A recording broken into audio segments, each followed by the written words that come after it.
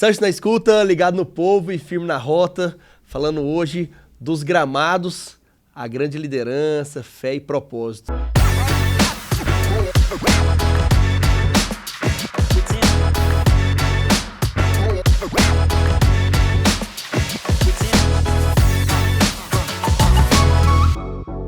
Meu irmão, Diego Ângelo. Irmão do céu, que prazer estar aqui com você.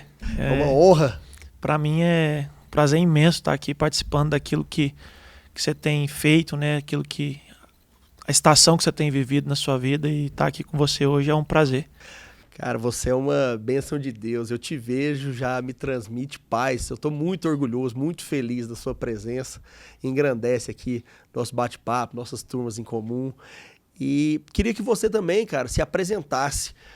Quem que é aquele Diego Ângelo, aquele menino de Anápolis que virou um grande atleta profissional? Como é que você construiu essa sua carreira até chegar, talvez, no primeiro clube profissional? Como é que foi isso aí? Certo. Eu nasci em Anápolis, né? E com 3 anos de idade, minha mãe se separou do meu pai e eu vim para Goiânia. E desde que eu me conheço por gente, eu sempre fui identificado com a bola. E minha infância toda jogando futebol. Comecei aqui na escolinha do Atlético com o Euripinho. Capaz que todo mundo, quem não conhece o Euripinho, um grande abraço para ele aí. Bom demais. Eu tenho visto ele no Antônio Ascioli, quase todo jogo eu encontro com ele lá. Justamente. E aí comecei com ele, depois tive um tempo em Anápolis, voltei para lá com meu pai também, Gideone, era treinador lá, e aí começou a ficar um pouco mais sério a partir dos 12 anos. E com 14 anos foi onde eu tive a oportunidade de ir para o Santos. E aí fui para o Santos com 14 e fiquei 7 anos no Santos. Foi ali que começou mesmo, assim, de fato, algo mais concreto, né? Assim, algo mais de sonho mesmo se realizando. Aquela base do Santos ali me deu um apoio muito grande para que eu fosse um jogador, né? No qual Deus me proporcionou aí uma carreira de sucesso, como você disse. Diego, morar em concentração, você morou em concentração? Lá Morei em concentração. Então é muito importante, poucas pessoas têm essa experiência. Hoje eu falei na Câmara isso, que eu vivenciei uma experiência de uma pessoa em situação de rua, que foi na Casa da Acolhida, e eu pensei que ia ser um lugar lindo, mas não é, cara, cheio de cara com tornozelado, viciado, e ali tem semelhanças com um presídio. Eu morei em concentração, sempre fui muito bem tratado, tudo, mas ali, eu morei no Flamengo 3 anos, 99, 2000, 2001, joguei lá também. Era uma concorrência absurda entre jovens e também gente de tudo quanto é jeito. Eu lembro que eu tinha que tomar banho e trancava minha mala para o povo não roubar a minha mochila, que eu não tinha armário. Como que foi sua experiência de base mesmo? Porque você vira homem rápido, né? Sim. Você é obrigado àquela sobrevivência. Como foi sua experiência de concentração, de base, e quais valores você acha que você tirou lá da infância para sua vida profissional? Com certeza, acho que você disse tudo aí. Você vira homem muito mais rápido, né? Porque você está num ambiente onde todos estão lutando pelo mesmo objetivo. E nem sempre como pode dizer, essa vida vai ser como que a pessoa vai querer subir os degraus sem pisar em ninguém. Muito pelo contrário. Futebol é um esporte que, por vezes, como qualquer outro gênero, né, encontra-se pessoas boas e ruins, né? Então, assim, acaba que é uma selva mesmo, e ali a gente aprende muito rápido a ser homem. Eu também passei muito por isso, porque tínhamos muito meninos de teste, toda semana chegando meninos de teste. Acaba que o armário, a gente tinha um armáriozinho lá, mas tinha uma chave que tinha que estar dessa mesma forma que você disse aí. Então, não só isso, mas aquilo que a vida te ensina, né? Coisas que talvez você não aprende na sua casa, com seus pais, e o mundo meio que te ensina. Então, assim, ali foi um tempo determinante para a minha vida, de eu saber decifrar e discernir aquilo que era bom, aquilo que era ruim. Então, graças a Deus, né, Deus sempre me guiou para que eu pudesse escolher pelo bom caminho, de subir, né, as etapas, cada categoria, cada ano que se passava, não querendo pisar em alguém, mas muito pelo contrário, fazendo o meu trabalho, sabendo que o meu dom ia ser reconhecido, e a partir daí acho que foi onde que Deus fez tudo, e até hoje Ele tem feito, né? E quando o seu dom foi realmente reconhecido no futebol? Você estava no Santos e de lá você já foi para... Aos 19 anos eu subi profissional. Ano 2005, o Santos tinha acabado de ser campeão em 2004, brasileiro. 2005 eu subi profissional com o Nelsinho Batista, treinador. E ali, de fato, o meu dom foi reconhecido. Só que no ano seguinte, 2006, eu tive uma lesão séria de ligamento cruzado. E aí aconteceu que aquilo ali meio que freou a minha carreira, a minha ascensão. E aí, enfim, tratei, foi tudo muito bem feito. E aí, naquele ponto, só que você fica um pouco, né? Você volta meio que pro final da fila. E aí eu voltei, mesmo assim, estava no profissional e tudo mais, mas no ano de 2007, acho que foi o ano crucial para minha carreira, porque eu tinha contrato no Santos ainda, só que eu decidi jogar. Eu cheguei no presidente e falei, cara, eu preciso jogar. E agora eu ficar aqui no Santos só por ter um status que estou no Santos, não é válido para mim. Porque eu tinha no meu coração muito claro que quando eu tivesse a minha primeira oportunidade, as pessoas me vissem, eu acreditava muito firmemente que minha carreira ia dar certo. E foi quando eu fui emprestado para o Ituano para disputar um campeonato paulista, no ano de 2007. Estreia contra o Santos, fui o melhor jogador perdemos o jogo, mas fui o melhor jogador em campo. E ali começou a lei do ex, não fiz gol, mas teve assim, foi algo marcante. E a partir dali foi onde a gente foi campeão do interior em 2007. E aí um empresário de Portugal me viu jogar. E aí foi quando a minha janela se abriu para a Europa. E em 2007 eu fui e voltei só em 2021. Foram 15 anos fora do Brasil. E graças a Deus foi muito bom. Você é um cara muito confiante, você falou assim, não, eu quero jogar, prefiro estar num time menor e jogando. Eu não tive esse mesmo sucesso, mas eu tive essa mesma mentalidade. Eu, num determinado momento, eu estava no Flamengo, mas não estava sendo utilizado. E muito confiante. Aí eu voltei para Goiânia, enfim. Só que eu voltei, eu vindo do Flamengo. Eu poderia vir pro Goiás, sim, né? E aí eu fui pro Goiânia, que eu falei, não, eu quero jogar profissional. Sim. Que era um time menor à época. E profissionalizei muito cedo da época também. Hoje todo mundo não profissionaliza muito hoje, cedo. Não é como hoje. Então eu profissionalizei com 17 anos. Eu fui, primeiro jogo meu, fui seleção da rodada, foi ótimo. Mas em time pequeno, centroavante é diferente, principalmente nas minhas características. Eu não driblo bem, nada, mas eu sou finalizador. Sim. Só que a bola não chegava, Diego. É difícil. Então, eu sofri demais. Falei, cara, no Flamengo toda hora a bola chegava aqui, eu só tinha que fazer. Mas quando você tá num time menor, realmente, como atacante... E eu, por estar num time menor, por ser zagueiro talvez foi melhor, porque eu tive mais trabalho, né? Então, mas porque a qualidade era grande. Então, graças a Deus, deu certo. Diego, deixa eu te falar, você teve destaque de verdade, mais até que em outros clubes. Eu acho que você se sedimentou no futebol turco. Cara, futebol turco, eu nunca joguei na Turquia, mas é famoso, é um futebol muito pegado, de muita força e com torcidas apaixonadas, acaloradas. Como que quais características suas você acha que te levaram a ter sucesso lá? O que você traz do futebol turco? Fala um pouquinho dessa experiência. Quando eu estava em Portugal, fiquei 3 anos, aí fui vendido para o Genoa da Itália. E aí foi o ápice assim, de um menino de 24 anos, assinando com um time grande, assim, de tradição da Itália. Quando eu cheguei na Itália, o ano era 2010, a Itália saiu na primeira fase da Copa do Mundo. E aí eles mudaram a lei para que de 3 estrangeiros, somente um estrangeiro pudesse compor o elenco. E aí nesse meio termo, meu empresário falou assim, olha, eu tenho 2 opções. Ou você volta para Portugal, e aí a gente vai para o Benfica ou para o Sporting, ou então você vai para a Turquia, que ali tem um time bom. E como eu estava saindo de Portugal, automaticamente eles também sabiam aquilo que era o teto salarial.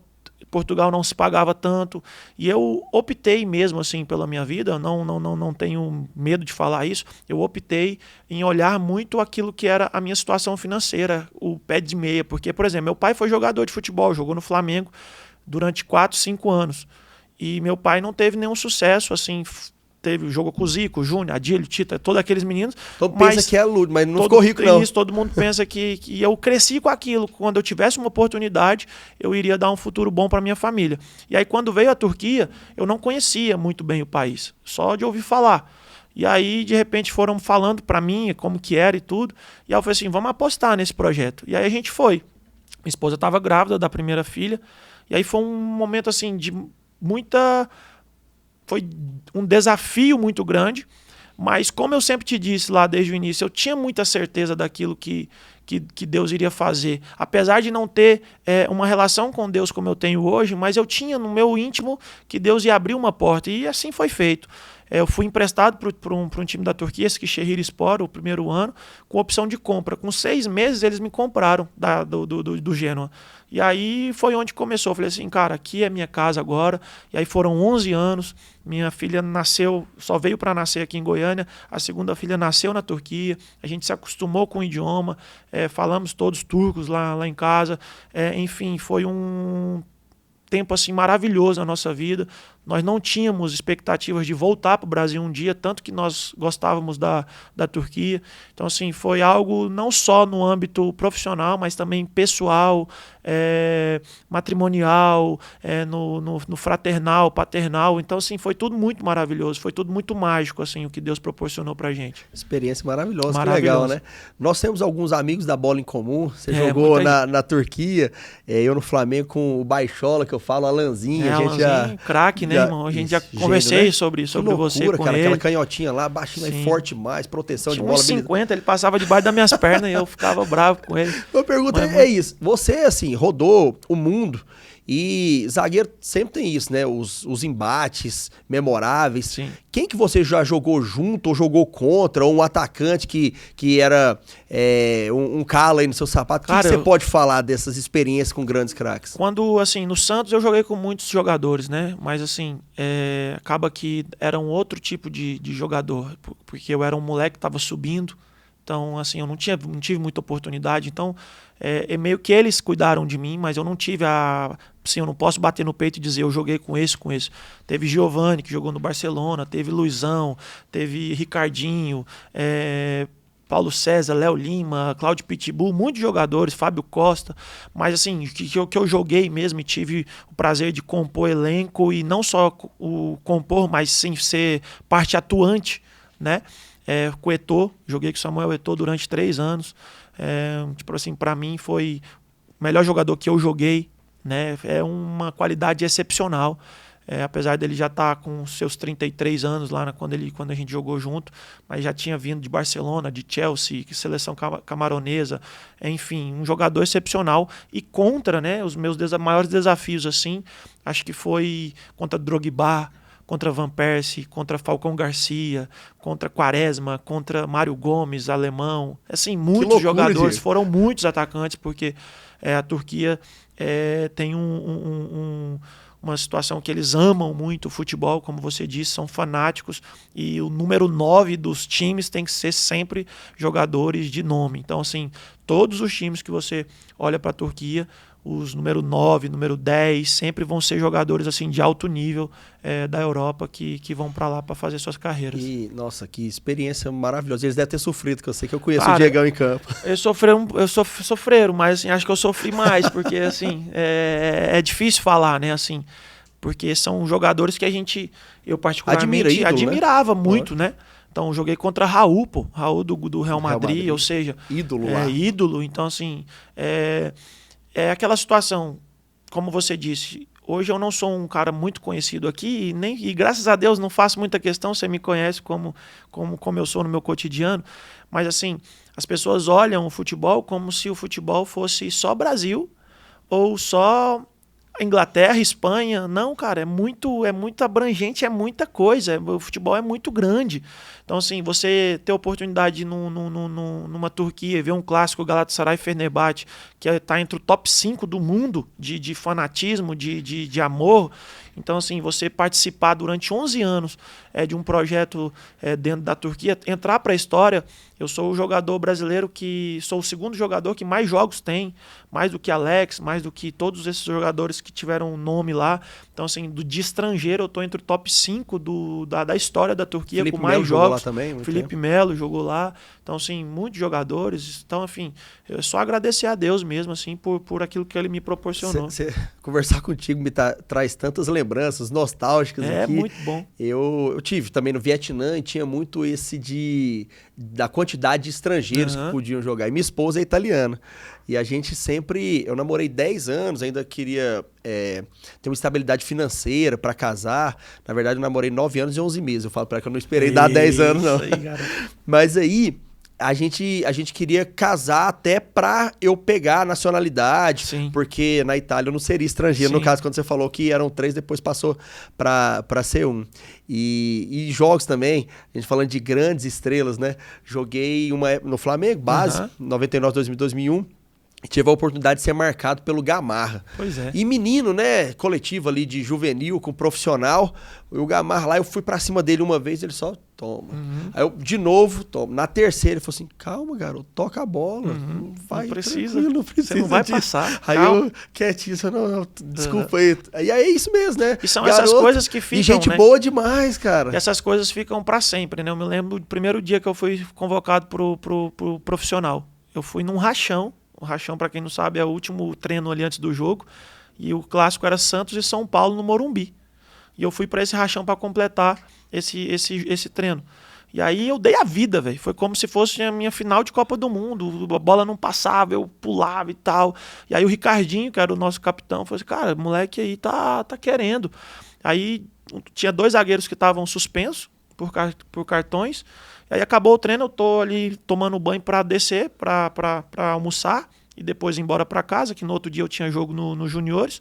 Aí o diretor falou assim: garoto, passa lá na rouparia que amanhã você vai pro jogo. Você imagina um menino, até arrepio aqui, porque você imagina um menino que cresceu do nada mesmo, assim, e onde faltava algumas coisas. Nunca faltou comida, graças a Deus, mas faltavam muitas coisas.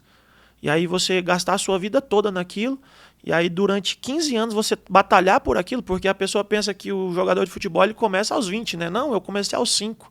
Então foi dos 5 aos 19 talvez ali, pelo menos, dia. esperando aquele dia. E aí eu vou no meu primeiro jogo como profissional, Morumbi, Santos e São Paulo, ou Santos e São Paulo, ganhamos o jogo. Enfim, para mim foi algo... Eu me lembro que meu pai ligou para mim, ficou eu e Léo Lima no quarto. Quando meu pai ligou, o Léo Lima atendeu. Ele: não, aqui quem fala é o Léo Lima. Aí meu pai começou a chorar no telefone. Tipo assim, eu sentado no banco, assim, o estádio lotado e eu realizando um sonho de menino.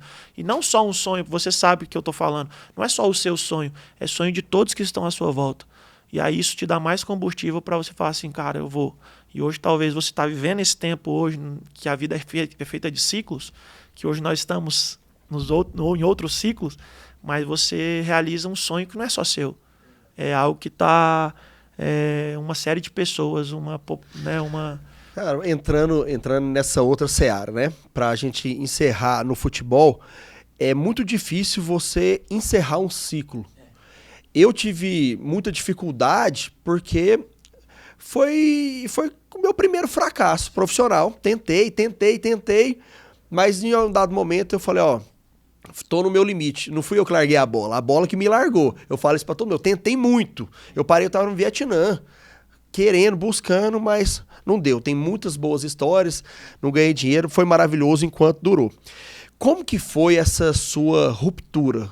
Foi cabeça boa? Foi tranquilo? Foi jovem? Você conseguiu lidar bem com a passagem de atleta para ex-atleta profissional? Foi assim, eu estava na Turquia em 2021, tinha acabado de estourar aquela pandemia, a gente lá, e Deus falou ao meu coração. Em 2008 eu tive um encontro com Jesus, só para resumir aqui um pouco. E aí, desde então, 2015 mais ou menos, eu comecei um projeto dentro da minha casa com os jogadores, como uma espécie de umas reuniões para a gente poder orar, para a gente ler a palavra, enfim, a gente ali se cuidar, porque acaba que você viveu sobre isso, as pessoas que você viveu lá atrás, na categoria de base, é muito intenso, irmão. É pouco tempo, às vezes você fica 1 ano com uma pessoa, mas é muito intenso, ao ponto de você entregar a sua vida para aquela pessoa, o seu coração. E com a gente foi assim, imaginemos fora do nosso país, então assim, nós tínhamos ali 4, 5 jogadores brasileiros, a gente reunia as famílias todas, orávamos, olhamos a palavra, a fé, né, foi muito despertada nesse tempo. 2015, 2016 comecei esse projeto, e aí 2020 foi quando Deus começou a falar ao meu coração, que a pandemia tinha estourado. Eu vim de férias, quando a gente volta, Deus começou a falar algumas coisas e eu falei, cara, eu preciso de algo, porque assim, eu preciso de uma confirmação para ver que se isso não é algo do meu coração somente. E Deus começou a falar que ali estava se findando um tempo, mas que ele estaria no controle de tudo e algo novo iria começar. E eu tinha contrato na Turquia, eu tinha a probabilidade de continuar como, se eu quisesse no futebol, como treinador, como diretor, graças a Deus eu sou muito bem quisto lá naquele país. Então, assim, tinha N possibilidades. E, como eu disse, a gente não tinha projeto de voltar. E aí, 2020, 2021, Deus começou a falar isso ao meu coração. E aí eu comecei a pulsar muito sobre isso. Falei pra minha esposa, minha esposa falou, não, você acha que você tá ficando doido, não é sobre isso, não. A gente vai ficar aqui, a gente ama esse lugar. E aí eu falei, Deus, se o Senhor quer me levar para algum lugar, então que o Senhor fale com a minha esposa também. E aí Deus começou a falar com ela, até um certo dia que ela chegou e falou, amor, aquilo que você disse, aquilo que você me falou um tempo atrás, Deus está colocando isso no meu coração. E não foi fácil, irmão, largar. Eu tinha contrato, como eu disse, a gente estava bem, eu estava com 35 anos, ainda poderia jogar pelo menos aí uns 3 anos tranquilamente. E aí, naquele momento, Deus falou assim para mim, existe um tempo novo para você. Porque, eu sempre falo isso, Deus, ele realizou o sonho do meu coração de menino. E aí eu entendi que o maior sonho de Deus não é que ele realizasse o meu sonho, mas que eu contribuísse para o sonho dele. E aí foi quando ele falou assim, eu já realizei tudo aquilo que você pediu, mas agora está na hora de você viver por mim.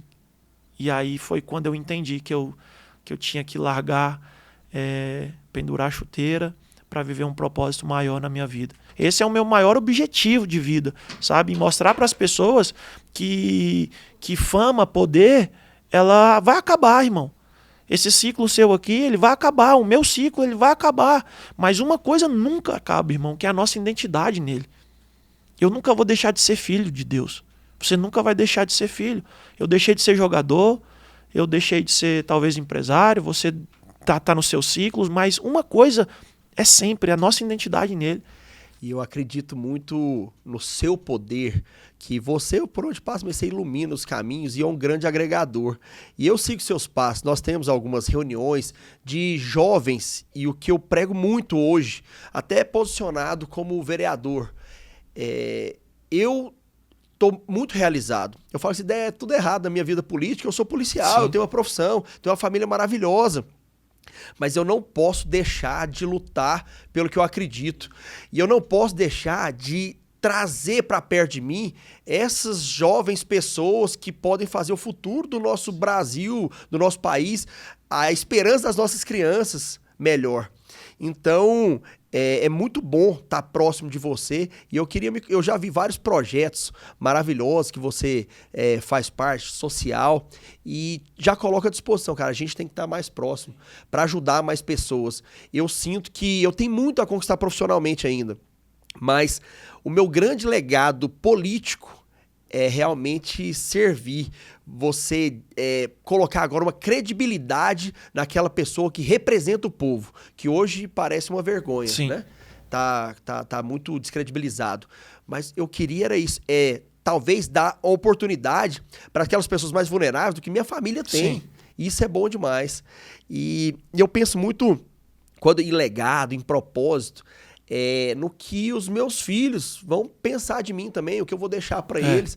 E eu sei que tá chegando aí numa barrigada depois de 10 anos. Você tem uma menina de 14, tem uma a Isadora de 10. de 14, tem a Antonella de 9, vai fazer 10 mês que vem. E tá tem a Anabela agora, que tá com 5 meses. Maravilha, cara, barriguinha, a esposa tá feliz, com saúde. Feliz como é que demais, tá assim. o coração desse pai? Cara, filho de só pai de menina, né? Assim, eu tô até seguindo o Instagram lá agora, pai de menina.